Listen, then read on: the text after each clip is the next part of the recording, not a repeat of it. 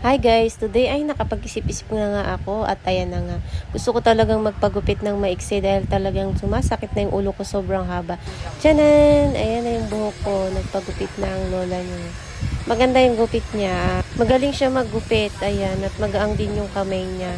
Sa susunod na pagpagupit ko, sa kanya ulit ako pupunta. Diyan lang yan sa Ovry Salon. For only 150 pesos lang gupit nila dyan. Sabi nga ng kapatid ko ay doon daw kami sa SM magpagupit. Sabi ko naman ay hay nako, dyan lang ako sa tabi-tabi. Pero buti na lang talaga at nakahanap ako ng magaling maggupit dahil kanina nag-iisip ako kung saan ba ako magpapagupit. Buti na lang at dito ako napunta dahil hindi talaga ako nagsisi sa gupit ko. Dati na kasi ako nagpagupit ng maiksi pero hindi ko nagustuhan. Pero ngayon ang ganda ng gupit. Ito nga pala yung napili kong short hair, pakita ko sa inyo. Pero bago ako nagpagupit ng maiksi, tinanong ko muna yung mister ko kung gusto ba niya na magpagupit ako ng maiksi. Sabi naman niya ay oo. Bahala kayo dyan. Kung sa tingin nyo hindi bagay sa akin, okay lang. Babush!